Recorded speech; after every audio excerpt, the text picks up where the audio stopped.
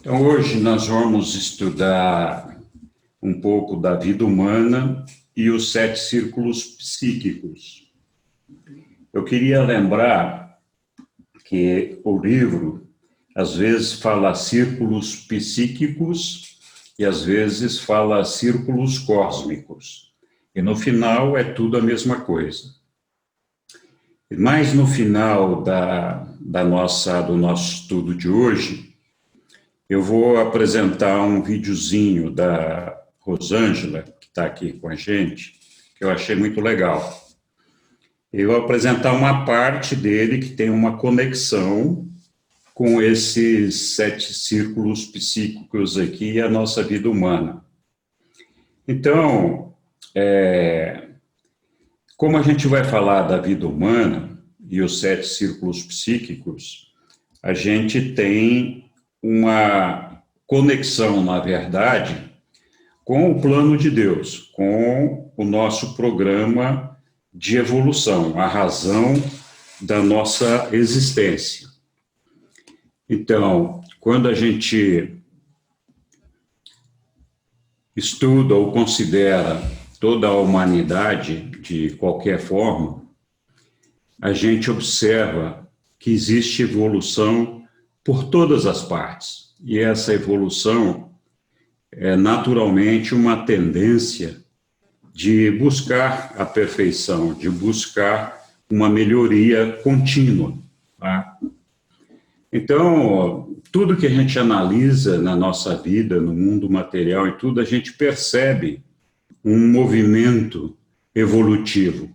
A gente já experienciou isso na vivência da construção do nosso planeta, mais tarde a implantação da vida aqui no planeta e a evolução das espécies, até o momento em que nós chegamos numa condição propícia para que fosse instalado a vida do homem aqui na Terra. O Neemias tem uma palestra muito interessante sobre essa evolução. Então, ele deve ter isso gravado em algum lugar.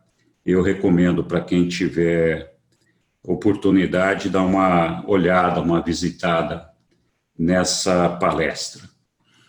Um outro aspecto, aqui na Terra, ainda nas nossas vidas, a gente vê um programa evolutivo de um óvulo que fica maduro, né?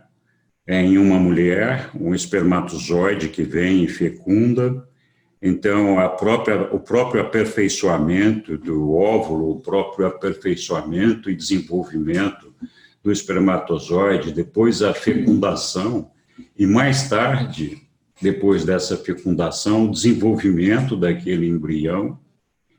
É um processo evolutivo, está se formando um ser humano ali, né?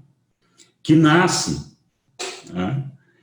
E é uma criança. Então, começa um novo ciclo, uma evolução da vida material. E nós atravessamos essa vida material desde o nosso nascimento, passando pela infância, juventude, até chegarmos à nossa maturidade, à nossa velhice, que vai, então, chegando o momento de se extinguir e se apagar aquela vida material.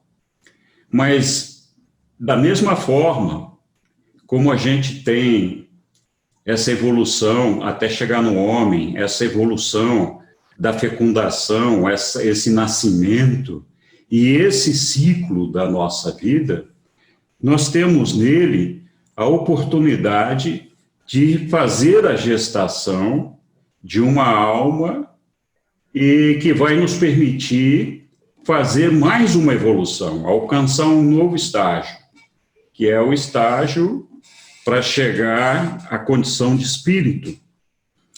E é disso que nós vamos falar hoje, né?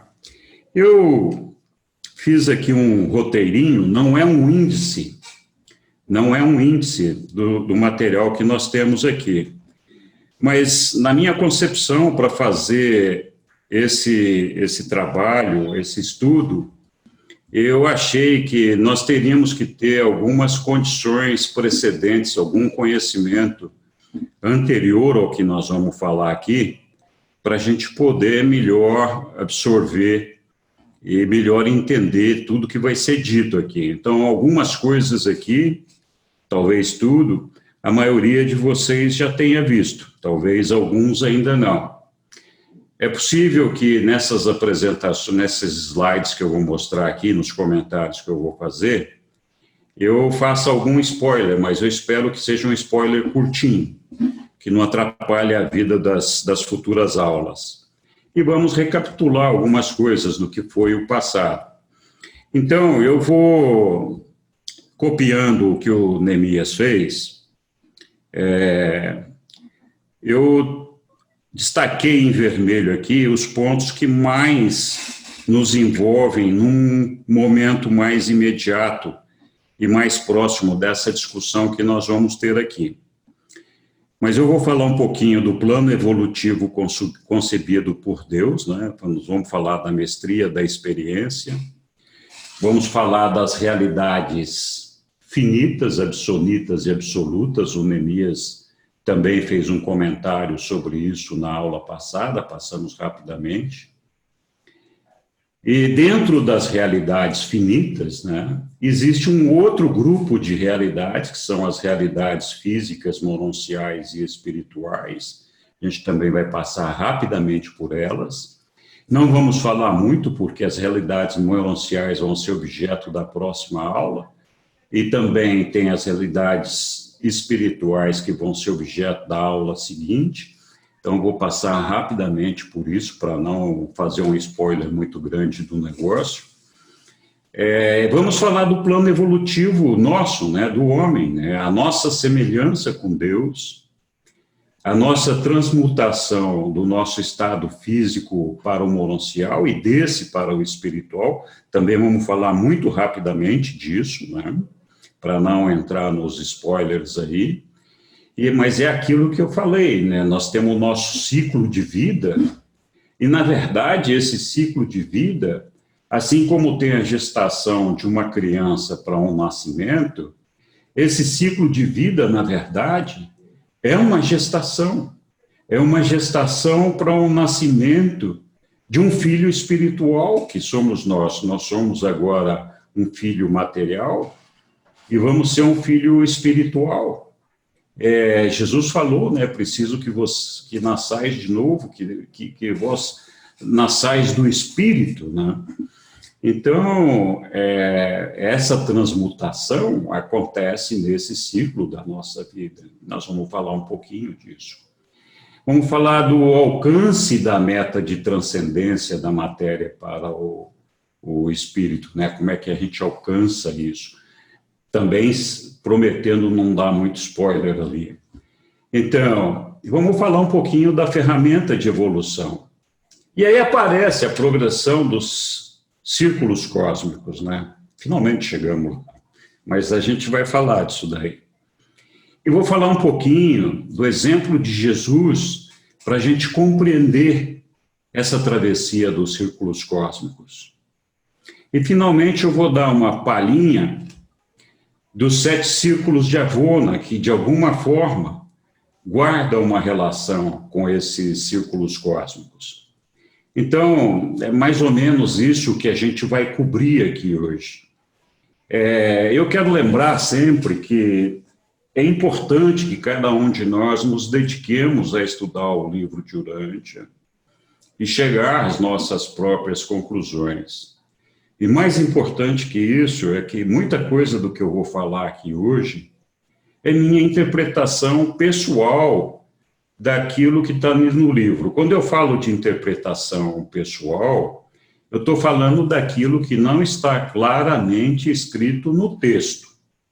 Então, quando está escrito no texto o que é, a gente não faz uma interpretação, é aquilo que está no texto. Mas, às vezes, a gente não tem uma clareza daquilo que está no texto, então se obriga a fazer uma interpretação que pode mudar a qualquer momento, né? Então, vamos lá, avançando. Eu vou falar um pouquinho, então, da realidade do nosso Pai, né? Da realidade do eu sou. Então, o que existia antes do universo dos universos, né? Existia isso aí que vocês estão vendo. Não tinha estrela, não tinha planeta, não tinha sol. Eu não sei se a luminosidade desse ambiente era uma luminosidade intensa, forte, era escuro, era claro. Nós não temos noção disso. Mas esse ambiente é o ambiente que a gente chama de nível absoluto. O nível absoluto é o nível que está fora do tempo e fora do espaço. Então, não existe uma geografia ali, não existe nenhuma referência, os GPS não iam se dar bem ali, não sabem para que lado ir, né? Então, isso consiste numa infinitude, que significa o seguinte, é uma coisa que não tem começo, não tem fim, não tem meio, não tem limites, né? Então, é um ambiente completamente fora do tempo e do espaço, até onde a nossa percepção alcança, não existia nada ali a não ser o nosso Deus. Essa é a realidade de Deus. Nesse ambiente, que aparentemente não existe nada, esse é o ambiente da realidade de Deus, do eu sou. É o ambiente, é a maior verdade, a verdade absoluta. É o único lugar onde a verdade é inquestionável. Então, esse ambiente da realidade de Deus é um ambiente de eternidade, onde o passado, o presente e o futuro são eternos, não existe o tempo ali. E também de infinitude, né? Infinitude é aquilo que preenche tudo e preenche nada, completa tudo, não tem começo, não tem meio, não tem fim, esgota todas as possibilidades possíveis que a gente possa imaginar. Se a gente pensar em termos de geografia, seria um espaço sem limite, né? Sem bordas, sem referências, né? E esse ambiente também é de perfeição. Então, se esse é o ambiente de Deus e é a verdade absoluta, nós temos que admitir que esse ambiente tem que ser de extrema perfeição. Deus não tem um concorrente disputando esse ambiente com ele lá. Esse é um ambiente dominado exclusivamente por Deus. E Deus é perfeito. Então, ali não tem lugar para imperfeição. Não tem. Então, aliás, a imperfeição não sobrevive num ambiente fora do tempo, porque a imperfeição, ou ela se esgota, é imperfeito, né? Ela acaba, morre, ou ela alcança uma perfeição, ou ela se perfeiciona. Então, nesse ambiente, é impossível você inserir qualquer coisa de imperfeição, não tem o tempo aí, não tem o espaço, não tem como inserir aí um elemento de imperfeição. E essa realidade de Deus, essa realidade do eu sou, é existencial. O que quer dizer esse existencial? Existencial quer dizer é. Deus é. Ele sempre foi, é e será aquilo que ele é ali. É existencial. Ele não foi um bebê que nasceu, ele não foi uma criança que cresceu, ele não foi um ser que viveu uma infância, uma adolescência, um período adulto, se formou, etc. Ele é aquilo que está ali. Então, a ciência de Deus, o conhecimento de Deus, é existencial, sempre foi. E outra coisa importante para a gente destacar aqui é que Deus é espírito.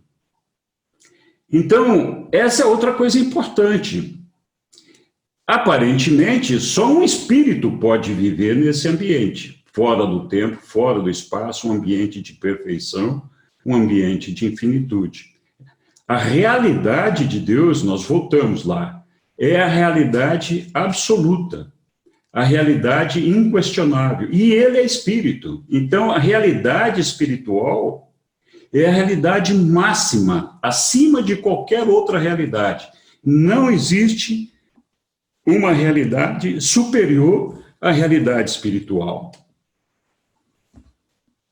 Então, dentro desse ambiente, e Deus, o eu sou, com essa absolutez, se viu nesse momento, nessa situação aí. Então, os reveladores, no documento 108, item 0, no segundo parágrafo lá, eles dizem o seguinte: nada em níveis não existenciais substitui a experiência.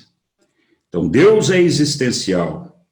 Então, a única maneira de você se equiparar a alcançar alguma perfeição, uma vez que nós não nascemos perfeitos, nós não somos perfeitos, é ter a experiência da evolução, de crescer, de evoluir. Viram lá que nós evoluímos, eu mostrei lá, né, até chegar na humanidade, depois no nascimento da criança. Enfim, a vida, nossa vida é uma vida de experimentar a experiência. Perdão. Deus, então, é repleto, completo e infinitamente inclusivo de todas as coisas, eles continuam dizendo.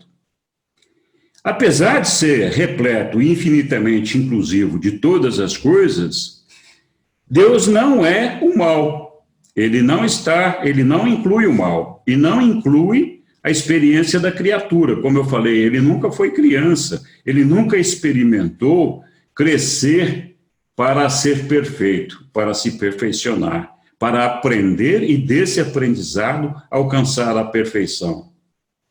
Então, ele já era aquilo que nós falamos antes, ele é existencial, ele não consegue fazer nada errado, ele é infalível, Deus não tem como errar.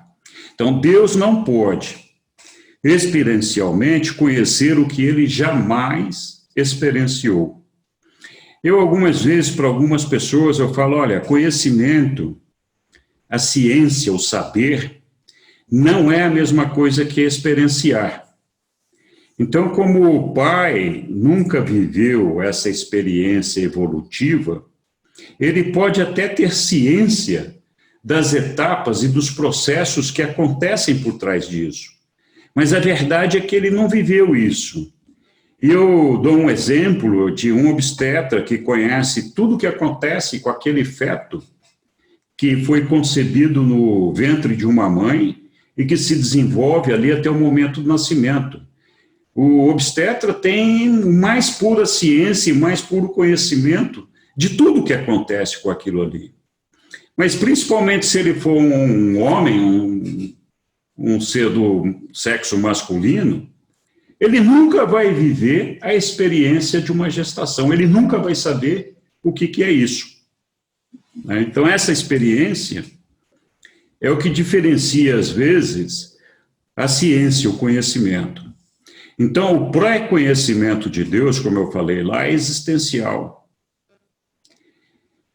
E nesse momento, o pai desejou escapar da sua absolutez. Ele desejou vivenciar a experiência evolutiva para, de alguma forma, expandir a sua infinitude, expandir aquilo que ele é, a sua absolutez, se é que a gente pode falar assim, através da adição dessa experiência evolutiva. Então, para isso, o Pai do Paraíso, né, vem para participar dessa experiência junto com os seres finitos na carreira ascendente. Somente dessa forma, o Deus existencial poderia tornar-se o Pai espiritual dos homens. Né? Então, para fazer isso, eu falei ali atrás também, que nesse ambiente de Deus, o ambiente absoluto, é um ambiente de perfeição absoluta, não daria para a gente inserir ali um elemento de imperfeição porque ele não existe naquele ambiente. A imperfeição só pode existir no tempo e no espaço. Então, de que maneira que o Pai bolou o plano? Que engenharia ele fez para que essa experiência fosse possível, né? Então, ele foi lá, nesse ambiente dele, de absolutez total, né? Ele abriu uma janelinha ali. Aqui está simbolizado por esse pontinho azul que vocês estão vendo aí. Então, essa janelinha é no meio de uma infinitude, no meio daquela absolutez toda lá. Um negocinho, uma pintinha lá, que se fosse no espaço que nós conhecemos aqui, seria uma estrela que nós não conseguimos enxergar. E essa janelinha, dentro dela, esse é o conteúdo que está lá. Né? Então, a gente vê aqui a Ilha do Paraíso, o Avona, os 7 superuniversos, os 4 anéis exteriores. E esse é aquele mapa do universo dos universos que a maioria de nós está cansado de ver, cansado de analisar e conhecer. Mas a gente não pode esquecer, então, que tudo isso aí é esse pontinho perdido na absolutez e na infinitude do Pai, né?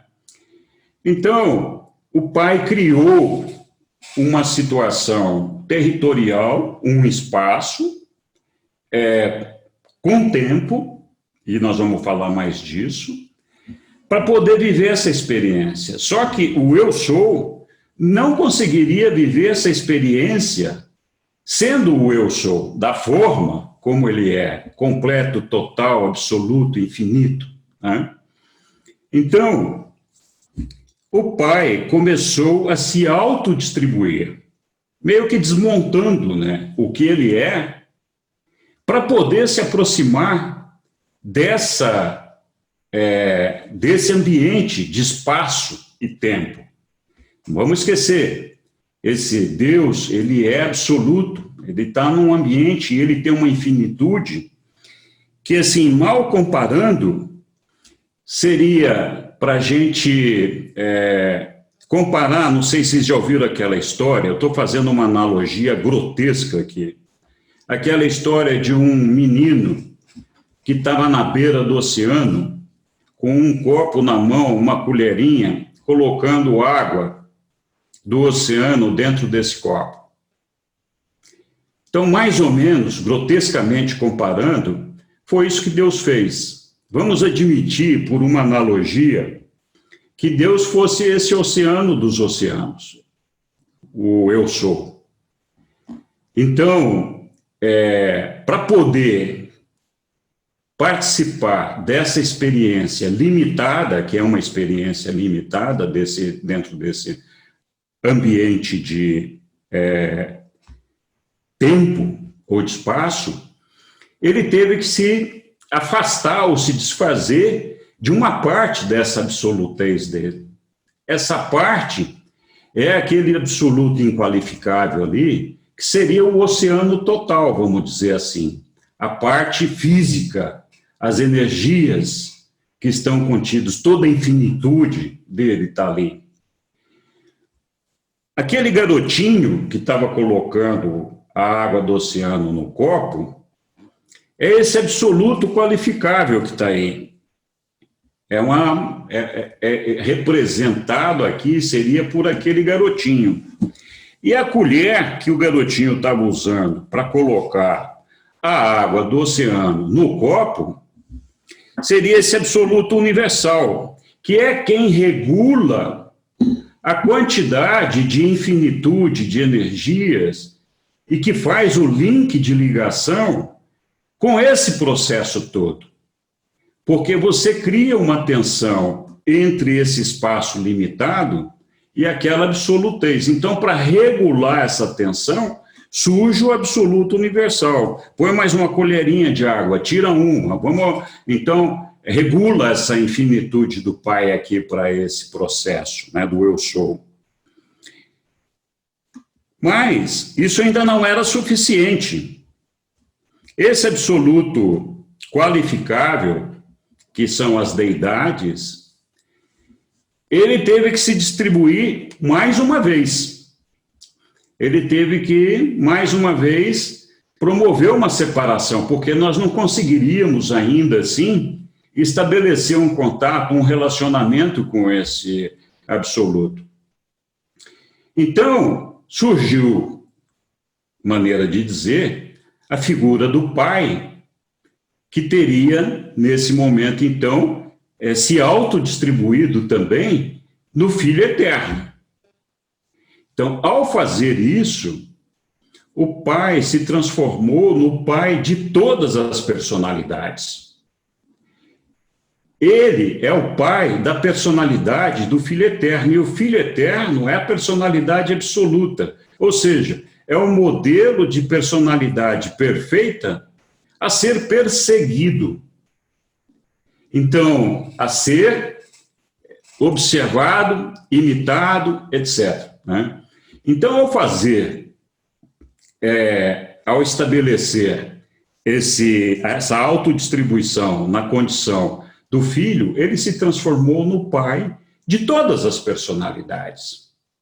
E o pai, para fazer todo aquele ambiente geográfico que nós vimos, de universos, etc., ele falou, olha, nós precisamos de uma energia para criar as coisas, e precisamos de uma morada.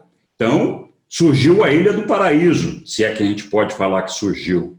Então, a Ilha do Paraíso é a morada das deidades de um lado. Do outro lado, ela concentra uma parte de toda a energia do absoluto inqualificável, aquela que foi sendo colocada no copo, para ser distribuído e fazer todo esse universo dos universos. E o pai e o filho junto, para completar o ciclo, eles precisavam de alguém que ajudasse eles a manipular essa energia, a construir as coisas, colocar o plano de pé, e para isso precisa de uma mente. Então, o pai é a personalidade, a fonte da personalidade, o Filho Eterno é a fonte do espírito, de toda a energia espiritual, e o Espírito Infinito é a fonte da mente, e é o Deus da ação e o representante conjunto do Pai, do Filho, e ele os representa, assim, no universo dos universos. A Ilha do Paraíso é a morada das deidades e a fonte da energia física, que é manipulada pelo Espírito Infinito. Então, aqui eu não vou dedicar mais tempo a isso, precisaria de umas 2 aulas só para a gente falar desse assunto. Então, voltamos aqui naquelas realidades absolutas, finitas e absonitas. Então, essa aqui é a realidade absoluta, que nós falamos lá atrás, fora do tempo e fora do espaço, que consiste na infinitude, não tem começo, não tem fim, não tem meio e não tem limites. Como parte dessa realidade absoluta, existe a Ilha do Paraíso, que está lá junto com o Pai, o Filho e o Espírito Infinito. Eles são parte desse ambiente absoluto. Eles não são parte daquele universo do universo, eles são a fonte do universo dos universos. É por isso que a Ilha do Paraíso aqui está representada com essa corzinha cinza aqui, para que a gente possa perceber que ela está ali. Mas ela é parte, então, desse ambiente absoluto. A primeira providência tomada pelas deidades do paraíso foi justamente a de fazer um universo perfeito, que é a Avona. É um universo de perfeição que pudesse servir de modelo para todos os outros, e servir de escola, de uma porção de outras coisas, mas principalmente de modelo. Então foi criada a Avona, que está ali em volta da Ilha do Paraíso. Pois nós temos os 7 superuniversos. E circundando esses 7 superuniversos, nós temos os 4 anéis exteriores. Tudo isso nós já estamos careca de conhecer e de saber. Ali no ponto central, onde está a Ilha do Paraíso e o universo perfeito de Avona, vou repetir de novo aqui, a gente chama de universo central. É um ambiente perfeito e o tempo ali é a eternidade. Sendo que no caso da ilha do paraíso, ela está naquele ambiente absoluto que nós já discutimos ali atrás. Os 7 superuniversos que estão aqui, eles correspondem à realidade finita. São os 7 superuniversos em evolução e perfeccionamento, e esses 7 superuniversos são onde se vive a experiência para ser conquistada a supremacia dessa experiência. É aqui que reside o tempo finito, e é aqui que está se desenvolvendo e criando, e deve ser completado, Deus o Supremo. E nós somos parte dessa experiência. Esse é o nosso ambiente, é aqui que nós estamos inseridos, né? Nessa outra parte dos 4 anéis exteriores, nós temos a realidade absoluta. Então, na realidade finita, nós vivemos a experiência do perfeccionamento. A realidade absoluta é também uma experiência, um desenvolvimento, um perfeccionamento. Só que ali a gente vive a experiência da transcendência do tempo. E é isso que eles chamam de absoluto. E ali se desenvolve Deus o último.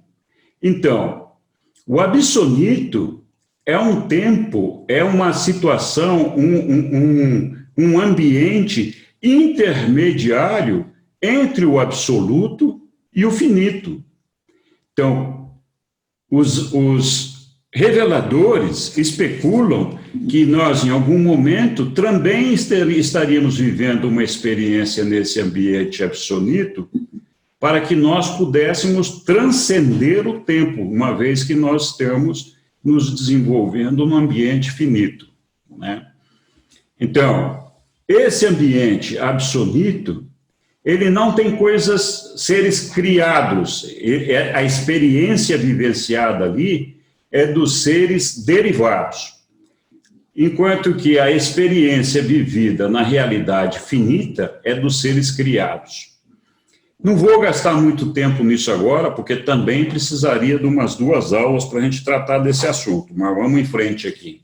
Então, dá para perceber claramente que nós temos ainda aquele pontinho, né, que eu falei daquela janelinha, naquele ambiente absoluto do espaço. Na verdade, o universo dos universos, apesar da magnitude, apesar da grandeza, apesar de tudo que a gente possa imaginar dele, a gente ainda achar que não sabe tudo, e não sabe mesmo, ele não passa de um pontinho perdido nesse ambiente absoluto do eu sou, né?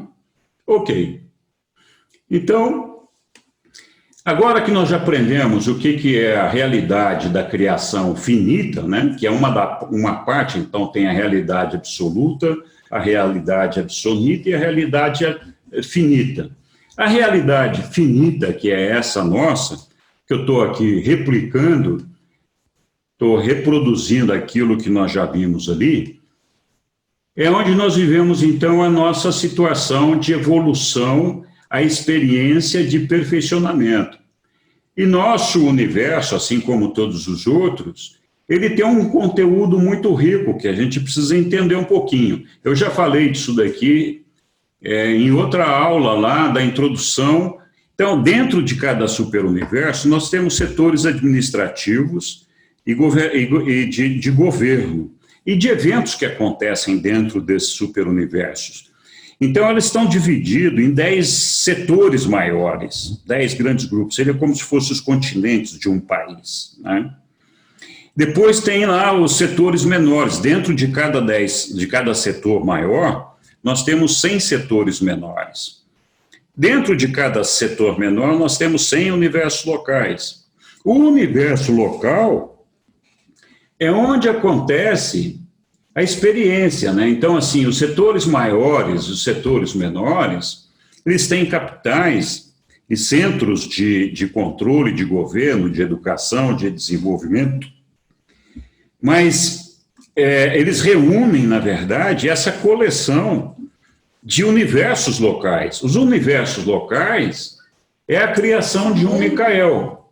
E essa criação de um Micael, que é, no nosso caso, o nosso Jesus aqui, é onde acontece toda a experiência evolutiva dos seres mortais. Então, dentro de cada universo local, nós temos 100 constelações. Dentro de cada constelação, nós temos 100 sistemas. E dentro de cada sistema, nós temos aproximadamente 1000 planetas habitados. No caso nosso aqui, o planeta Urante. Então, esses níveis aqui de divisões, essas repartições, eles compreendem algumas realidades dentro dessa criação finita. A primeira realidade é a realidade física, que é essa que nós estamos vivendo, que é essa da materialidade mais bruta, mais grosseira que somos, que é tudo isso aqui que a gente conhece. Além dessa realidade física, existe no universo local a realidade moroncial. Essa realidade moroncial é uma realidade, uma fase de transição entre a realidade física e a próxima realidade, que é a espiritual. Então, é uma fase intermediária, né? É um processo intermediário. Depois dessa realidade moroncial, nós temos a realidade espiritual. Então, tudo isso daqui é para propiciar o nosso desenvolvimento e o nosso programa de evolução. Aí aparece aqui, né, o cidadão, está lá, o Henricão, que vai dar certo esse cara aqui. Está lá a carinha dele, lá no planeta Urântia, né? E vai viver essas realidades que nós estamos falando. Ele vai sair da realidade física, passar pela realidade moroncial, né? Vai ser bem sucedido ali também. Depois vai viver a realidade espiritual até alcançar o paraíso e ali, então, já numa condição de espírito de 6º grau, estar ali no corpo de finalidade. Tudo isso daqui vai ser discutido com detalhes em outras aulas que não essa daqui, né? Mas estão lá. Bom, quem é o sujeito que faz esse negócio aqui, né? Como que a gente descobre quem é o cara que faz isso? Bom, nós falamos que Deus quer viver uma experiência evolutiva. Para que ele possa vivenciar essa experiência conosco, é preciso que o ser que está participando dessa experiência seja muito parecido com Deus. Não pode ser muito diferente, tem que ter uma semelhança, né? Então, lá, o absoluto qualificável das deidades, que nós já vimos lá atrás, se vocês se lembram bem, é o Pai, o Filho, o Espírito, né? Então, é a Trindade. Na Trindade, o que nós temos lá dentro? É a fonte da personalidade, que é o Pai universal. Então, o Pai nos propicia a personalidade e o ajustador do pensamento. Nós temos a fonte do Espírito, que é o Filho Eterno, o Filho Eterno, juntamente com o Pai, tem lá o Filho Criador, que nos propicia o Espírito da Verdade e que nos propicia todo aquele ambiente moroncial, que é onde nós desenvolvemos a fase intermediária do nosso processo evolutivo. Aí nós temos a fonte da mente, que é o Espírito Infinito. O Espírito Infinito que nos propicia a ministra divina, o Espírito Santo e os 7 espíritos ajudantes da mente, além de ser a fonte da nossa mente, né? Através de seus coligados.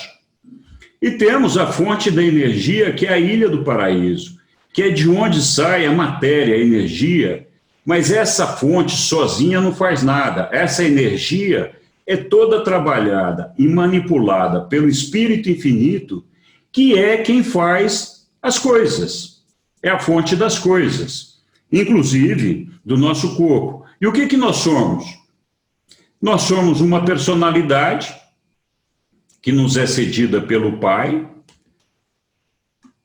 O Pai nos dá também o Espírito infinito.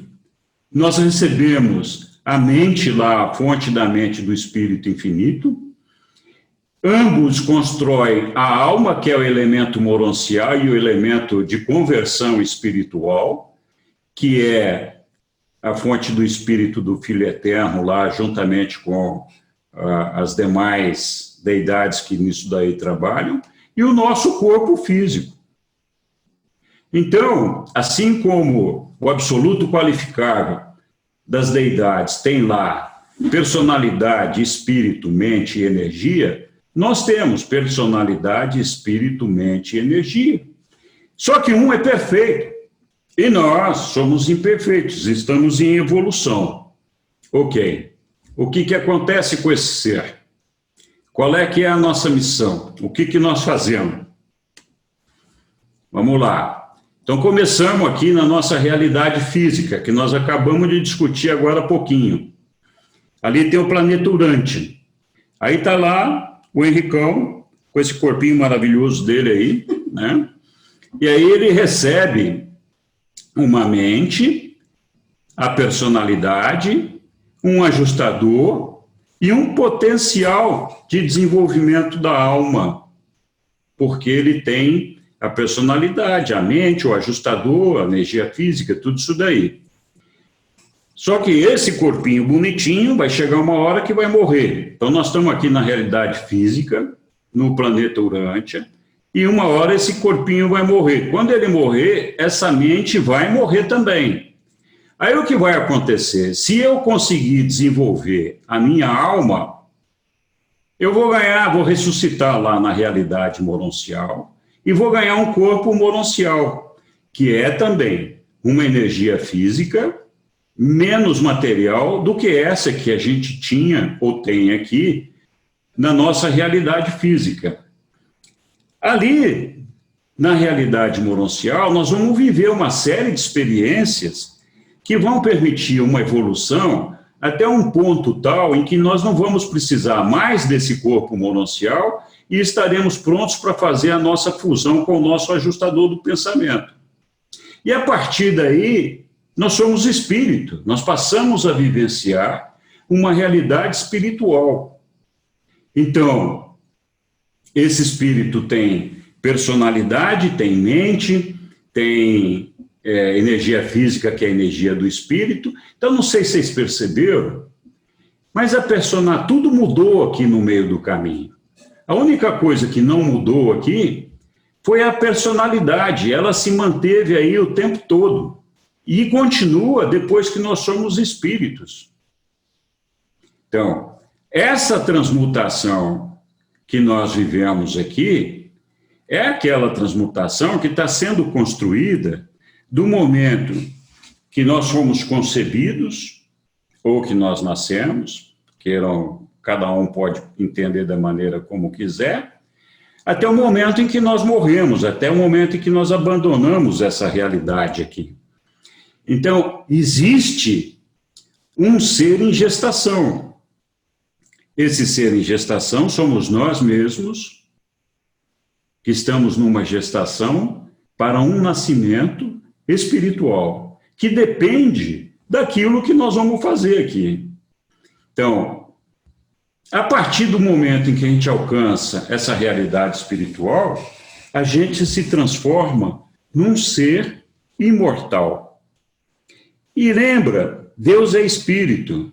Na condição de espírito, nós podemos viver em realidades que o nosso corpo material não poderia viver, não poderia participar. Então, qual é a meta imediata do mortal em evolução, né? É fazer a vontade do Pai. E fazendo isso, desenvolver a alma. Isso significa entrar no reino dos céus, né? Então, é se deixar guiar pelo ajustador do pensamento, desejar alcançar o Pai e ser perfeito como Ele é. Então, quando a gente faz isso, a gente está desenvolvendo a verdadeira religião. Lembra? Nós tivemos uma aula da verdadeira religião não faz muito tempo, que basicamente é reconhecer a Deus como o nosso Pai e os homens como nossos irmãos. Alcançar a fusão com o ajustador do pensamento é o propósito de fazer o desenvolvimento da nossa alma. Sem desenvolver a alma, nós não conseguimos alcançar a fusão com o ajustador do pensamento. E sem fazer a fusão com o ajustador do pensamento, nós vamos, quando terminar o nosso ciclo terreno da matéria aqui, que nós sabemos que nós vamos morrer, nós vamos acabar. Finito, terminei, mas pá. A gente não vai mais para lugar nenhum se não alcançar o desenvolvimento da alma.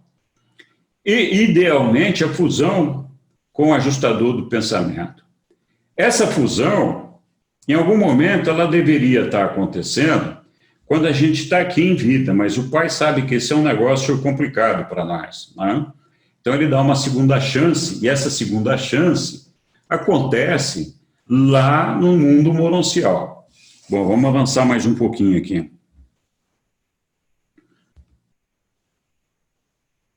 Isso significa, né, quando a gente faz a fusão com o ajustador do pensamento, nascer de novo, ser batizado pelo Espírito lá que Jesus falava, né? Então, ser batizado pelo Espírito é ser misturado, fusionado a ele, né? A gente fala, tem gasolina batizada, tem alguma coisa misturada ali, né? E assim vai, né? Quando tem alguma coisa batizada, é que tem alguma coisa misturada ali, né? Pode ser boa ou pode ser ruim, nesse caso é bom. Ok. Então, como é que a gente faz essa progressão, né? E aqui nós chegamos, então, no ponto para falar dos 7 círculos cósmicos. O progresso, dizem os reveladores, que o progresso individual de cada mortal é medido pela sucessiva travessia, que é uma mestria conquistada, né, de cada um dos círculos cósmicos. Então, são 7 círculos cósmicos, aos quais estão associados valores. Então, cada um desses círculos tem valores associados a eles. E nós temos 4 grupos de valores. Então, aqui nesse slide, nós temos os 2 primeiros, né?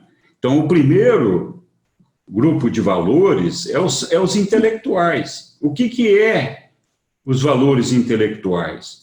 É a busca do conhecimento, a lógica da ciência, né? A mente conhece a quantidade, a realidade e os significados. A qualidade dos valores, ela é sentida. O que vem a ser isso? Quando a gente fala da quantidade, a realidade e os significados, a gente está dizendo o seguinte: quando a gente reconhece na nossa mente que existe o Pai, que existem as deidades, que existe a Irmandade dos homens, todas essas realidades que nós podemos reconhecer na nossa mente, o universo dos universos, tudo isso é quantidade. Isso é um conhecimento. Essa é uma realidade que a mente conhece. E coloca nessa realidade alguns significados.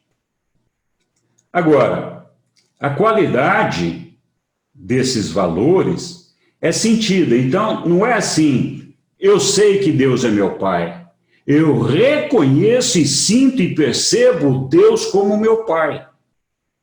Ele é, de fato, meu Pai. Eu sinto isso no meu coração, na minha alma, como eu sinto por esse afeto que eu tenho pelo meu Pai material, essa mesma certeza absoluta, esse mesmo amor, essa mesma confiança. Então, a diferença da consciência, da quantidade, é essa. Eu posso saber que Deus é meu Pai, eu aceito isso muito bem, mas eu percebo Ele como meu Pai? Essa é a diferença. Quando eu percebo Ele como meu Pai, quando eu percebo os homens como meus irmãos, e quando eu percebo essas realidades que nós estamos falando, então eu tenho uma alma que está sendo desenvolvida. E essa alma é, então, quem sente essa verdade. Então, a verdade, ela pode ser conhecida, ela pode ser percebida, mas quem sente a verdade é a alma, né? Então, o sentimento é a criação mútua da mente que conhece e do espírito solidário, que é o nosso ajustador do pensamento. Então, junta-se os dois, a mente conhece, percebe as coisas, identifica as coisas, conhece as realidades e recebe do espírito aquela certeza, aquele sentimento, aquela coisa que faz com que a gente perceba isso como uma coisa real na nossa alma, né? Além disso, nós temos os valores sociais, a busca, que significa a busca dos valores morais. É o senso do dever. Então, quanto mais desenvolvida a nossa alma, mais elevado é o senso do dever. E esse senso de dever é o campo de ação para os frutos do espírito. É lá que a gente faz o exercício do amor, o exercício da misericórdia, da retidão, do equilíbrio físico, da sustentabilidade, da melhoria contínua, etc. Então, é produzir os frutos do espírito. Eles acontecem nesse ambiente, nos valores sociais, né? Meu tempo está acabando. Tenho que andar mais depressa aqui, mas não muito, vamos lá. Aí tem os valores espirituais, né? O terceiro grupo de valores. Os valores espirituais é a busca da experiência religiosa, que é justamente aquilo que termina com essa transmutação do material para o espiritual. É o desenvolvimento da alma e a subsequente fusão com o ajustador. A nossa espiritualidade é a busca da religião. É o reconhecimento das verdades não científicas, das verdades religiosas, das realidades religiosas, das verdades de Deus, das verdades do reino de Deus. Finalmente, nós temos os valores de discernimento cósmico, que é a busca dos valores da personalidade. Isso implica na capacidade de reconhecer a realidade de Deus como uma personalidade e a compreensão simultânea da nossa relação fraternal com as personalidades dos seres irmanados. Então, aquilo que nós falamos, de saber de Deus e reconhecer e sentir Deus como nosso Pai, de saber da irmandade, reconhecer e perceber a irmandade. A personalidade, ela unifica os valores, ela coordena e unifica todos os valores. Nós precisamos, de algum momento, ter uma aula só sobre a personalidade. Então, ela unifica os valores intelectuais, os sociais e os espirituais. É ela que coordena tudo isso. E quando ela faz isso de uma maneira harmônica, unificada, então ela tem um desenvolvimento real, propício, né, para poder alcançar a conclusão desses 7 círculos.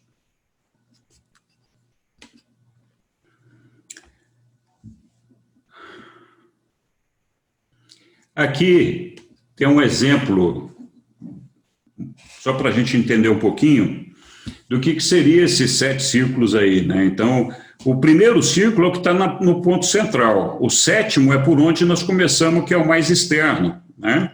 Então, nós temos que partir de fora para dentro.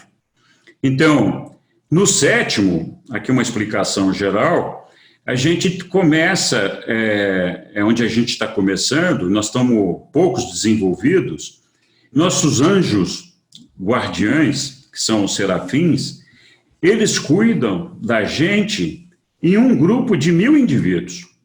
Então, a gente dá tão pouco trabalho, exige tanto pouco deles, que eles cuidam um par de serafins, que eles sempre trabalham em pares, com um grupo de querubins, cuidam de 1000 indivíduos. Quando a gente passa do 7º para o 6º, esse grupo de 1000 indivíduos fica encolhido, né? Nós passamos a participar de um grupo de 500 indivíduos. Opa, já temos aqui um par de serafins cuidando de 500 e não de 1000. Quando a gente muda para o 5º círculo, a gente passa, então, a ser supervisionado por um par de serafins em grupos de 100 indivíduos. Quando a gente passa para o quarto, é um par de serafins para 10 indivíduos. A partir do momento que a gente chega no terceiro círculo, aí você tem um serafim guardião, um par de serafins guardião, exclusivo para você, cuidando de você.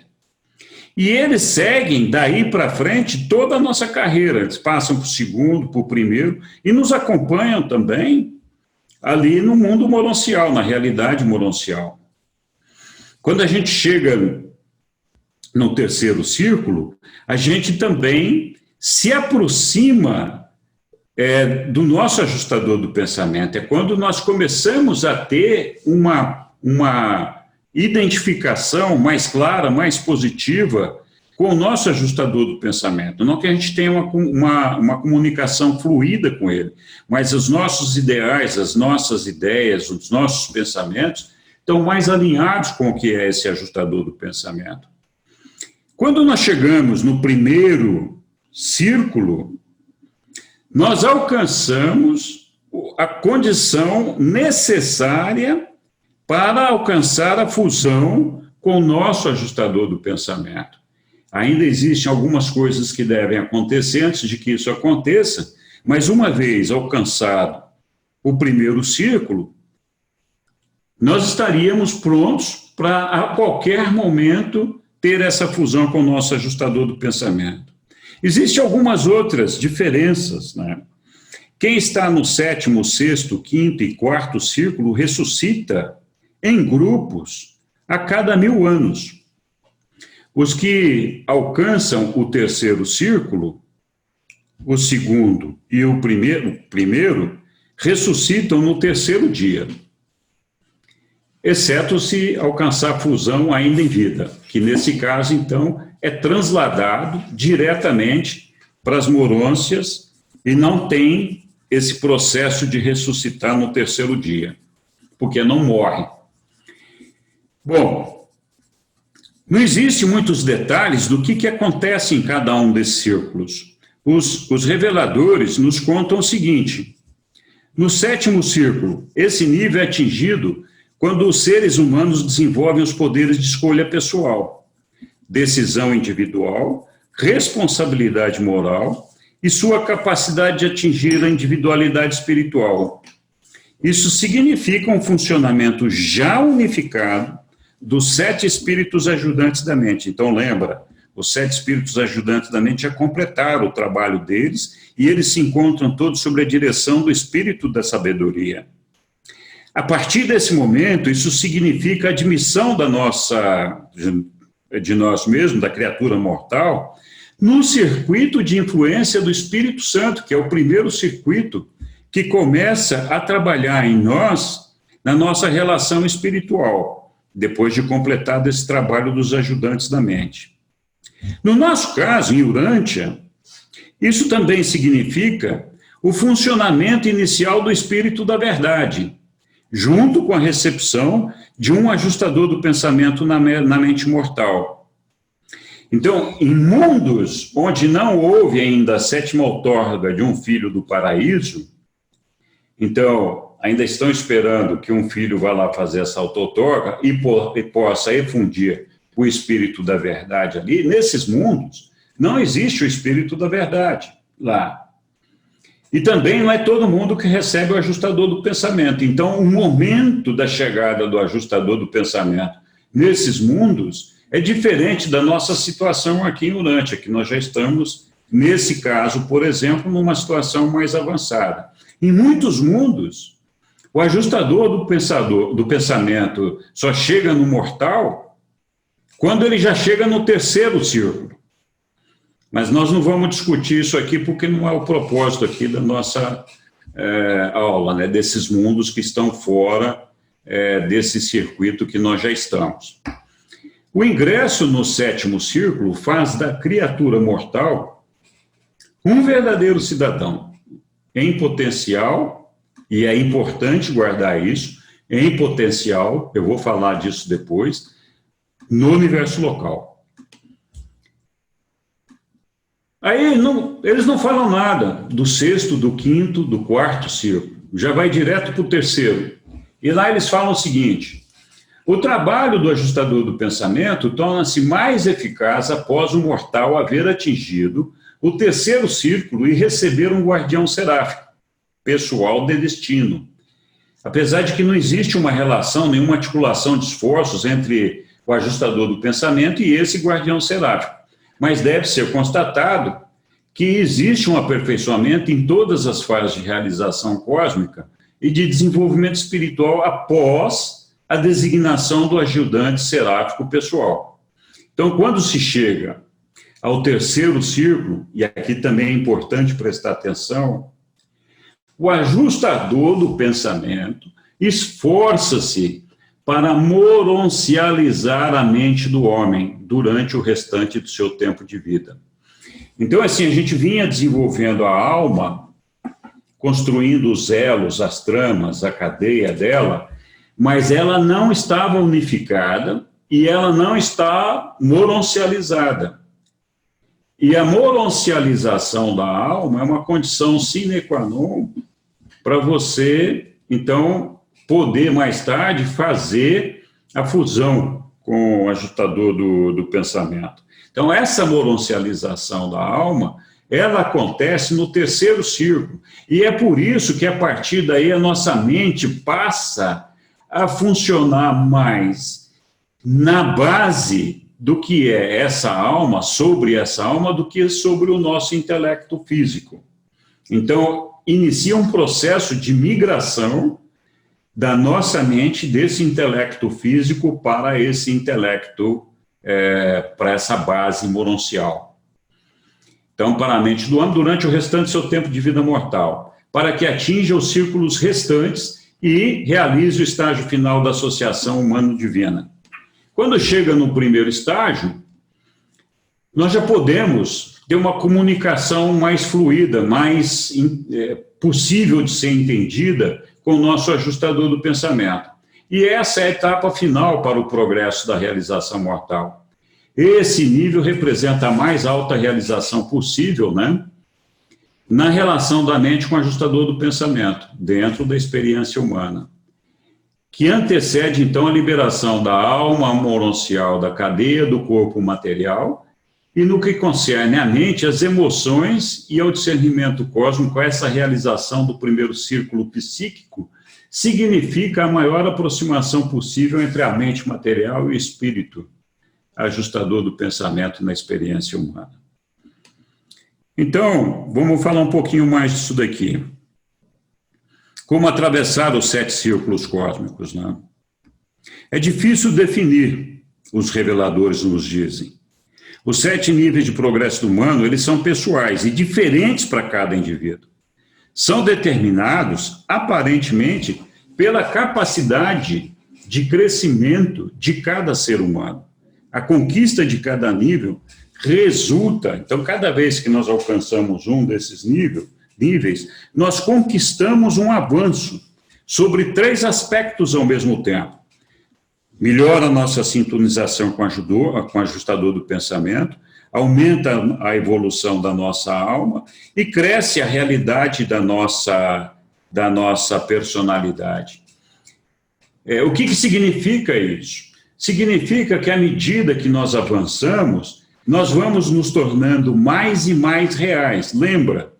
A realidade absoluta é aquela do ambiente de Deus, aquela realidade onde só o Espírito vive lá, só o Espírito se faz presente lá. Então, sendo materiais, nós somos irreais. Nós existimos por algum tempo, depois deixamos de existir.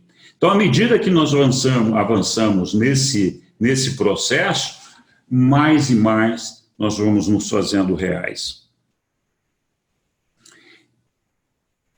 Ainda, os círculos têm a ver com o status da personalidade. Então, é de como nós desenvolvemos o alcance mental, o crescimento da nossa alma e a sincronização com o nosso ajustador. Então, é o funcionamento harmonioso de toda a personalidade. Se a personalidade estiver desequilibrada, não conseguir harmonizar e unificar as nossas energias e o nosso desenvolvimento, a gente não vai para lugar nenhum. Aqui é um negócio interessante, porque aí muita gente fica pensando, puxa vida, como é que eu vou chegar no primeiro círculo? Eu não vou passar de ano, eu vou ficar aqui, né? Então não é isso. Olha só, um ser do sétimo ou do sexto círculo pode estar tão consciente da filiação de Deus quanto um ser do primeiro ou do segundo círculo. Lembra, eu falei ali atrás, estar consciente é um processo mental. Então, não importa se você está no sétimo ou no primeiro, o nível de consciência mental é o mesmo. Eu aceito que Pai existe e que ele está ali, né? Mas eles estão muito menos conscientes da relação experiencial com o Ser Supremo. O que é essa relação experiencial com o Ser Supremo? É de produzir aqueles frutos do Espírito, de fazer com que tudo à nossa volta evolua e cresça junto com a gente. Que a gente exercite esses frutos do Espírito e, com essa experiência, faça crescer o Ser Supremo. E é isso que é a cidadania do universo. Eu já algumas vezes falei, em outros estudos que nós fizemos juntos, de ser um cidadão do cosmos. Nós precisamos nos sentir um cidadão peregrino do cosmos. A minha casa não é aqui Urântia. Eu estou aqui de passagem e eu reconheço a existência de todo esse universo dos universos e essa é a minha casa. Eu sou um cidadão desse cosmos, né?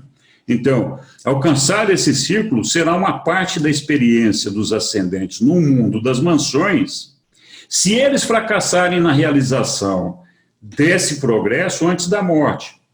Segunda chance, lá no nível moroncial. Então, o fato de você permanecer no sétimo ou sexto círculo não impede, não é uma restrição para que você possa eventualmente alcançar a ressurreição. Pode existir uma segunda chance. É lógico que os indivíduos que rejeitam o Pai e não fazem nada por merecer nada, não vão ter nada, né? Vamos lá. A mestria sobre os círculos está relacionada ao crescimento quantitativo da alma moroncial. Então, o crescimento quantitativo lembra aquela compreensão dos supremos significados. Sim, conheço o Pai, reconheço que ele existe, conheço a Irmandade, reconheço que ela existe, percebo o universo, percebo as realidades. Então, é um processo mental de alcance dessas coisas todas. Mas o estado qualitativo da alma imortal depende integralmente da compreensão que a fé viva pode proporcionar ao mortal. Sentir que tudo isso é verdade, que isso é realidade. E se apaixonar por essa verdade, por essa realidade, acreditar definitivamente nela. Então, isso vem de um valor fatual de que nós somos filhos de Deus, se nós aceitarmos essa realidade. E é por isso mesmo, né, que um ser que chegou ao sétimo círculo tem essa oportunidade de ir para o mundo das mansões, para atingir uma compreensão quantitativa adicional, porque quem está no sétimo círculo tem até um encurtamento desse conhecimento, dessa percepção mental das coisas. Então, é uma mente muito curtinha, não desenvolveu o suficiente para ver a realidade do Pai, aceitar a realidade do Pai, da Irmandade, do universo, dos universos, etc. Precisa expandir esse conhecimento, né, de crescimento cósmico. Do mesmo modo que faz alguém que tenha alcançado o segundo ou o primeiro círculo. Então, pode ser que alguém chegue no primeiro círculo que não tem um conhecimento quantitativo, uma percepção quantitativa tão grande assim, mas tem uma percepção qualitativa, que é a percepção do Pai e da Irmandade dos homens, que não está presente ainda naquele que tem o sétimo círculo. Então, pode acontecer de um indivíduo que chegou no primeiro círculo ainda tenha que expandir esse conhecimento mental, ampliar esse conhecimento mental para completar o seu processo, né? Ok. Então, a gente fala muito de discernimento cósmico. Eu vou passar rapidamente aqui. Vamos falar, então. O livre-arbítrio nosso está ligado à autoconsciência da personalidade humana e está envolvido nos seguintes aspectos. Na decisão moral, a sabedoria mais elevada. O que é a sabedoria mais elevada? É aquela consciência coordenada, lembra, naquela aula da verdadeira religião, é aquela consciência coordenada que une, que coordena o fato, a ciência, com o valor, ciência e religião. Nós discutimos bastante lá, assiste a aula de novo. Na escolha espiritual, nós temos lá o discernimento da verdade, a filiação ao Pai, a consciência da verdadeira realidade, né? Dessa filiação ao Pai. No amor altruísta, o serviço fraterno. Na cooperação voluntária, a lealdade grupal. Perceba que vai expandindo, né? No discernimento cósmico, a apreensão dos significados no universo, a razão, o dever e a adoração. Na dedicação da personalidade, a devoção a fazer a vontade do Pai, com todo o coração. E, finalmente, na adoração, a busca sincera dos valores divinos e o amor irrestrito ao divino do ardor dos valores. Ali atrás eu coloquei adoração, ali no item 5, e está aí uma explicação do que significa adoração no item 7. Então, essa compreensão desse discernimento cósmico é fundamental para a gente desenvolver esse conhecimento mental. Né? O que acontece se esse desenvolvimento for desequilibrado, né? O desenvolvimento intelectual de modo mais rápido que o espiritual torna a comunicação com o ajustador do pensamento difícil e perigosa. Por quê? O indivíduo, quando se desenvolve só intelectualmente, sem a participação do espírito, ele tende a ficar mais egocêntrico, né? Mais intelectualizado, mais materializado, mais cientista e negar cada vez mais e mais as realidades espirituais. Então, vai ficando cada vez mais difícil a comunicação com o ajustador do pensamento. Por isso que é importante um desenvolvimento equilibrado. Um superdesenvolvimento espiritual tende a produzir uma interpretação fanática e desvirtuada das orientações espirituais do ajustador do pensamento. Nós já falamos disso em outra oportunidade. A falta de capacidade espiritual dificulta a transmissão para o intelecto material das verdades espirituais. Então, o cara só consegue enxergar as verdades científicas. Ele não consegue enxergar as verdades espirituais, tipo, Deus é meu Pai. Então, na mente perfeitamente ponderada e abrigada por um corpo de hábitos limpos e energias neutrais estabilizadas, isso já foi repetido em outras aulas, e com suas funções químicas em harmonia, quando os poderes físicos, mentais e espirituais estão na harmonia do desenvolvimento, que um máximo de luz e verdade podem ser induzidos ao bem-estar de um ser real. Ok. Então, alcançando a imortalidade, né? Então, quando que nós alcançamos a imortalidade? Nós vamos alcançar a imortalidade quando a gente alcançar a nossa fusão com o ajustador do pensamento, né? A realização dos 7 círculos, ou seja, chegar no primeiro círculo, não significa que nós vamos nos fusionar. Mas se a gente não chegar lá, nós não vamos alcançar o fusionamento. Então, pode ser que depois de alcançar o primeiro círculo ainda esteja faltando alguma coisinha, né? A sintonização final. Completados os círculos, né? Quando a escolha final da vontade mortal permitir que o ajustador do pensamento complete a associação da identidade humana com a alma mononcial, durante a vida evolucionária física, então, essas ligações consumadas entre a alma e o ajustador, elas permanecem, né, independentemente da morte ou não, até os mundos das mansões. E quando eles chegam lá, em algum momento, lá de Uversa, da capital do superuniverso, é emitido um mandado que autoriza a fusão imediata entre o ajustador e a alma mononcial. Isso, se o sujeito morrer e ressuscitar lá do outro lado, então faz a fusão lá. Mas pode acontecer dele alcançar essa fusão ainda em vida. Então, essa fusão durante A vida física consome instantaneamente o corpo material, e os seres humanos que testemunhassem um tal espetáculo apenas observariam um mortal que se traslada desaparecer em uma carruagem de fogo, né? Em carruagens de fogo. Todavia, e aqui eu destaquei, com a grande maioria dos urantianos, no momento presente, né, isso vai mudar, o ajustador deve esperar pacientemente pela chegada da libertação pela morte. Significa que nós só vamos alcançar a nossa fusão, a maioria de nós, quando nós morrermos e ressuscitarmos lá do outro lado. Então, devemos esperar a liberação da alma para poder conseguir fazer isso, né?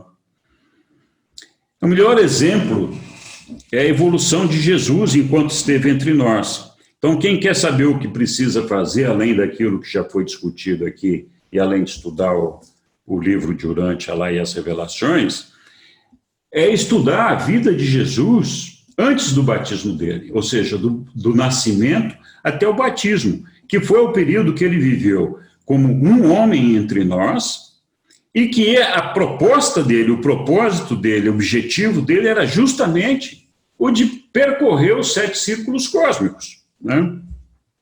Então, os ensinamentos de Jesus são uma coordenação harmoniosa de conhecimento, sabedoria, fé, verdade e amor, tão completa e simultaneamente a ponto de proporcionar tranquilidade temporal, certeza intelectual, esclarecimento moral, estabilidade filosófica, sensibilidade ética, consciência de Deus e certeza da sobrevivência pessoal. Vejam, Jesus nasceu aqui como nascem todos os bebês do mundo inteiro, como já nasciam antes e como continuaram nascendo depois que ele nasceu. Ele, inclusive, foi circuncidado, conforme era a prática judaica da época, né? Depois de completado 8 dias, e foi denominado Jóshua, né? Jesus. Antes do 6º ano, então, um pouquinho antes do 6º ano de idade, teve a primeira decisão moral de Jesus. Tem até o dia que isso aconteceu, e um ajustador do pensamento veio habitar a sua mente, exatamente como acontece com todos nós, né? Quando ele tinha 17 anos, tem várias histórias contadas e várias passagens. Eu selecionei algumas aqui para mostrar, né? Eu acho importante a gente ler lá a história toda para ver de que maneira Jesus conquistou tudo isso, né? Fez um grande progresso, aos 17 anos, fez um grande progresso na organização da sua mente. Gradualmente estava harmonizando a sua natureza divina e humana através e por força das suas decisões, com a ajuda do seu monitor residente, que é exatamente igual a todos os monitores recebidos e resididos por mortais normais, né? Ainda, no 27º ano, nesse ano, Jesus fez grandes progressos na mestria ascendente da sua mente humana e alcançou níveis novos e elevados de contato consciente com seu ajustador residente. Está lá no documento 129. O crescimento espiritual do Filho do Homem quase atingiu o apogeu da sua realização durante o 29º ano de idade dele, né? O desenvolvimento espiritual foi de um crescimento consistente e gradativo, desde a chegada do seu ajustador do pensamento até o dia em que se completou a relação humana natural e normal entre a mente material do homem e a dotação mental do espírito. O fenômeno de fazer dessas duas mentes uma única. Jesus passou por isso.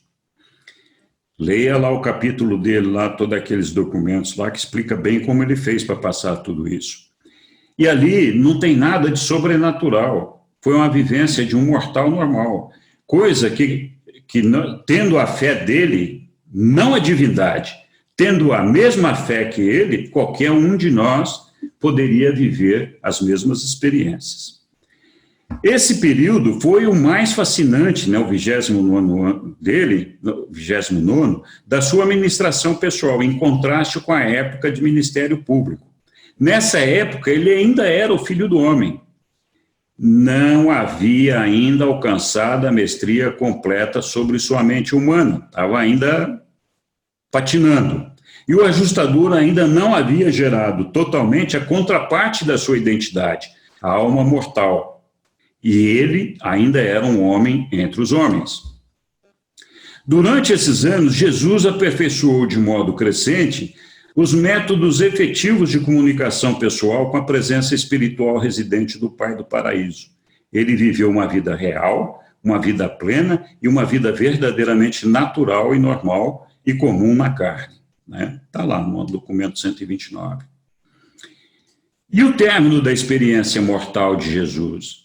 O término da experiência mortal dele não foi lá na crucificação. O término da experiência mortal dele, enquanto homem, se deu ali oficialmente na data do batismo dele, mas aconteceu antes. Ele foi batizado com 32 anos. No 31º, a experiência de Jesus no Monte Hermon, que ele foi passar uns dias lá, foi uma dessas épocas inusitadas, extraordinárias na vida terrena do mestre Urante. Esse período de isolamento no Monte Hermon marcou o término da sua carreira puramente humana. E isso é o término técnico da sua auto-outorga mortal. Ali, ele terminou a tarefa mortal de entrar e passar pelos círculos da compreensão mental e do controle da personalidade, os círculos cósmicos. Durante esse período de comunhão com seu Pai Celeste, o ajustador do pensamento também completou os serviços a ele atribuídos. A meta mortal dessa criatura terrena, ali então foi alcançada. Apenas a fase final de afinação entre a mente e o ajustador ficou ainda para ser consumada. E isso foi completado lá no batismo de Jesus, quando o ajustador do pensamento saiu da mente de Jesus, foi personalizado pelo Pai e disse: "Este é meu filho adorado, em quem eu muito me comprazo." Naquele momento, se Jesus fosse um ser fusionável, ele teria se fusionado com o ajustador do pensamento e todos os que estavam ali teriam visto o corpo dele pegando fogo e ele desaparecendo como se fosse uma carruagem de fogo.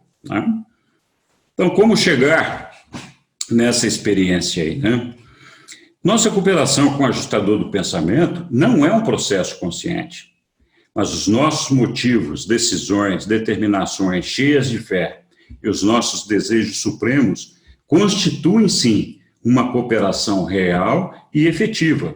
Nós podemos aumentar conscientemente a nossa harmonia com o ajustador do pensamento, fazendo o quê? Fazendo isso que eu vou falar agora.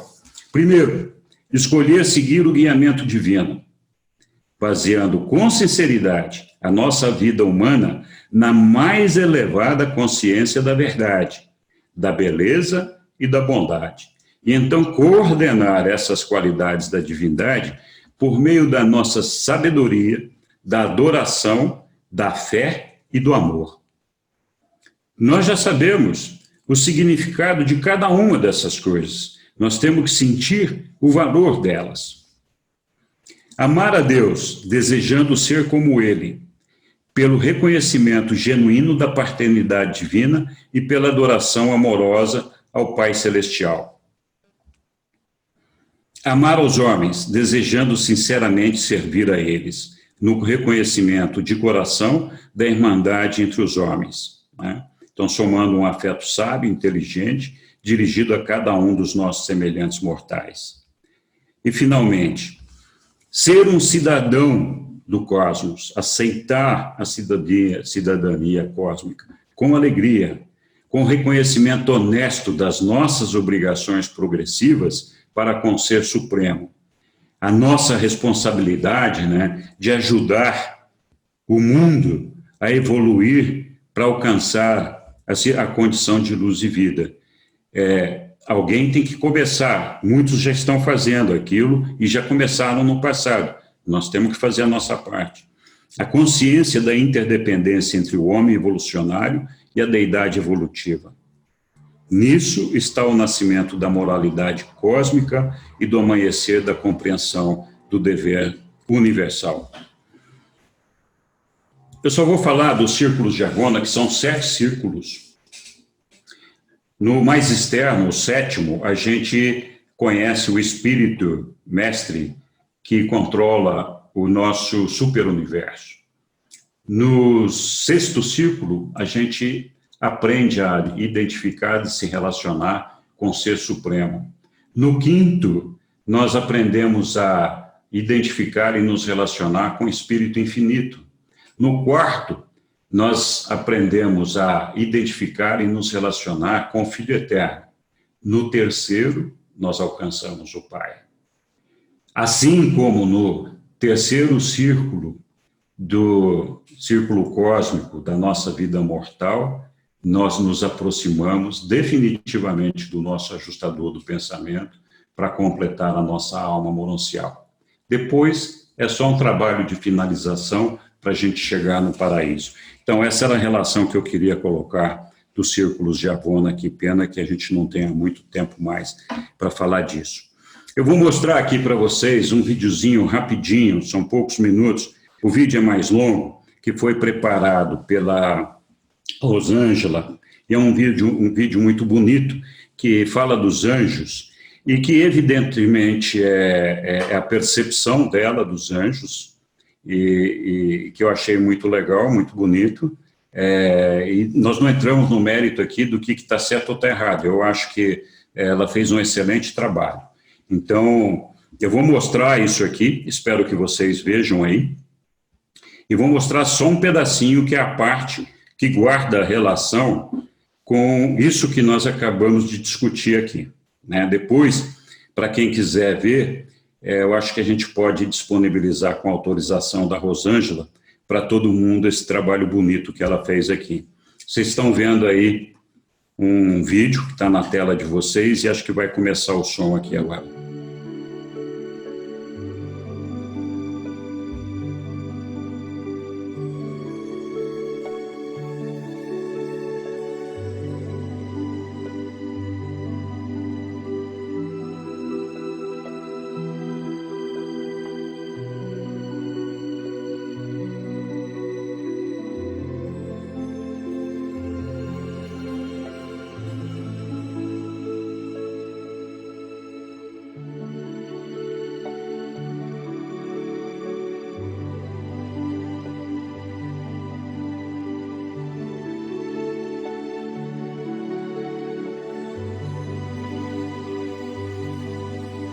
Anjos.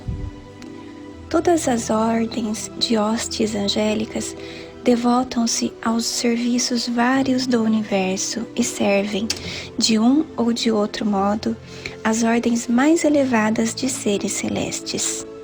Mas são os supernafins, os seconafins e serafins que, em números elevados, são empregados na execução do esquema ascendente de aperfeiçoamento progressivo dos filhos do tempo. Funcionando no universo central, nos superuniversos e nos universos locais, eles formam aquela corrente inquebrantável de espíritos ministradores, a qual tem sido provida pelo Espírito Infinito, para ajudar e guiar todos aqueles que procuram alcançar o Pai Universal por intermédio do Filho Eterno. Os anjos guardiães. Os serafins são os anjos guardiães devotados à ministração aos indivíduos mortais. Os serafins planetários realmente são espíritos ministradores, como ajudantes espirituais do homem mortal. Os serafins são os anjos tradicionais do céu. Eles são os espíritos ministradores que vivem muito perto de vós e que muito fazem por vós. Eu vou interromper aqui nesse ponto e adiantar para o ponto que me interessa, só para vocês verem que esse vídeo está muito bonito aí, por isso que eu deixei essa parte da introdução. Eu vou mostrar agora a parte que eu quero que vocês vejam aqui, que tem uma relação mais próxima com o nosso assunto aqui, né? Quando há um compromisso real com o ajustador, um anjo pessoal é imediatamente designado para aquela alma. Para o ministério aos chamados seres normais, A designação do serafim é feita de acordo com a realização humana dentro dos círculos de intelectualidade e de espiritualidade. Vós começais com a vossa mente de investidura mortal no 7º círculo e avançais interiormente na tarefa de autocompreensão, autoconquista e automestria. E, círculo a círculo, vós avançais. Os seres humanos, no círculo inicial ou 7º, tem um anjo guardião com uma companhia de querubins assistentes designados para custódia e guarda de 1000 mortais. No 6º círculo, um par seráfico com uma companhia de querubins é designado para guiar esses mortais ascendentes em grupos de 500. E quando o 5º círculo é alcançado, os seres humanos são agrupados em companhias de aproximadamente 100. E um par de serafins guardiães com um grupo de querubins fica encarregado da guarda. Ao atingir o 4º círculo, os seres mortais são reunidos em grupos de 10. E, de novo, a guarda é dada a um par de serafins assistidos por uma companhia de querubins. E quando uma mente mortal rompe a inércia do legado animal e atinge o 3º círculo de intelectualidade humana e de espiritualidade adquirida, um anjo pessoal, na verdade 2 deles, irá, daí por diante, estar única e exclusivamente devotado a esse mortal ascendente.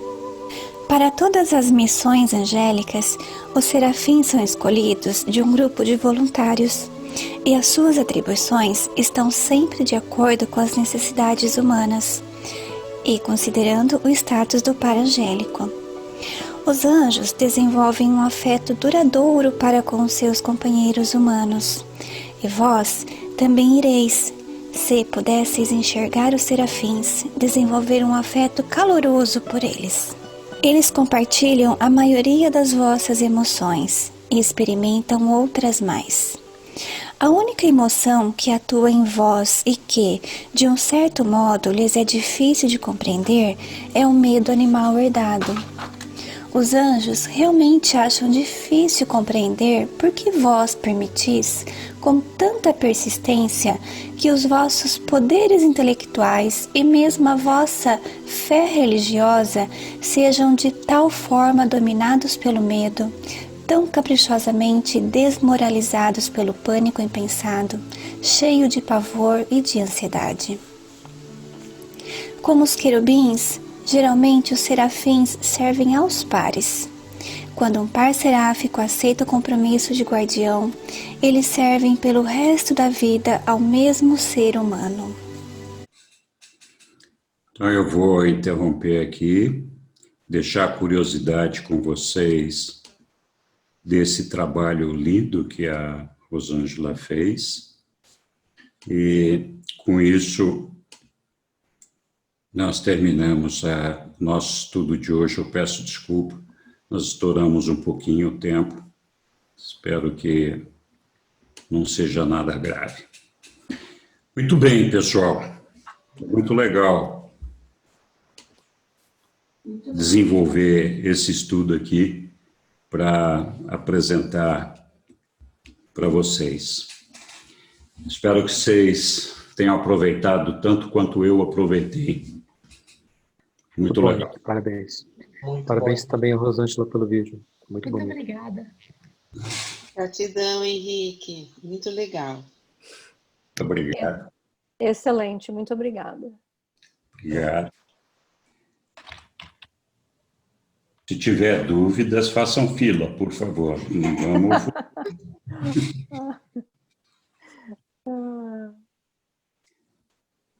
Tá bom. Então, acho que o vídeo vai estar disponível daqui a pouco. Os exercícios eu já passei lá, não sei se já o Neemias conseguiu carregar. Foi muito legal. Muito obrigado a todos vocês. Obrigada, Henrique. Posso dar um aviso, Neemias? Henrique. sobre o sábado? Pode. Nós vamos fazer um grupo de estudos e foi pensado no sábado, às 20 horas. Então, às 20 horas, na sala da escola mesmo, nós vamos, quem quiser, né? Nós vamos fazer, assim, tipo uma revisão dos conteúdos e para incentivar o pessoal a responder os questionários. Então, nós vamos fazer isso tudo junto, através dos questionários, tá? Então, todos estão convidados para sábado, às 20 horas, quem quiser participar desse grupo de estudos. Qual que é a duração, Lilian? 1 hora? 2 horas? Quanto tempo demora? 1 hora, 2 horas? Olha, daí a gente vai ver, porque nós vamos... 1 hora, 1h30 por aí, porque a gente vai querer ver uns quatro questionários. A gente está pensando nos 4 questionários, se não ficar muito cansativo, né? Então, daí é mais para incentivar o pessoal. Do tempo. Hã? Para poder se programar com o tempo. Isso, é. Tá bom? Legal, boa ideia. E é bom reforçar também nos grupos, né, Lília, esse convite, não é isso? Que acho que nem todos os que... hoje nós só temos 19 pessoas, né, na sala de aula hoje aqui, assistindo o nosso professor Henrique, né, e está faltando mais alguns alunos, né? Acredito que a escola tem mais alunos, né? É bom reforçar esse convite nos grupos, não é isso, Lília? Isso, eu vou colocar o convite na sequência. Nemias, quantos alunos são na escola? Eu esqueci. 300? Quantos são? É que nós temos cadastrados na plataforma, a última vez que eu contei era 321. Bastante. 321, Nemias? Cadastrados na plataforma, né? Na plataforma, ok. Considera que as pessoas foram lá, se cadastraram, nunca participaram também. Às vezes entra um pouco de curiosidade. Mas a gente tem uma média aí de 40, 50 alunos inscritos nos cursos. Eu vou ver depois a maneira de passar o link do vídeo da Rosângela de uma maneira que seja acessível para quem quiser. Vou combinar com a Rosângela aqui e ver o que nós temos que fazer, tá bom? Obrigado, Henrique, pela apresentação magnífica. Obrigado, Flávio. Muito obrigado por ter participado. Um abraço. Boa noite a todos. Boa noite. Boa noite. Um abraço, gente. Boa noite. Pessoal, Boa noite. grande abraço para vocês. Parabéns, Henrique. Foi muito Boa legal. noite. Obrigado, Adriano. Muito Semana que vem é o Adriano. Semana que vem estamos juntos aí, pessoal. Isso aí. Sobrevivência da personalidade. É um assunto literalmente vital. Exatamente. Beijo para vocês, pessoal. Beijo, um abraço. Tchau. Tchau. Boa noite, obrigada. Foi muito Noite, bom. obrigado. Obrigada. Boa noite. Boa noite.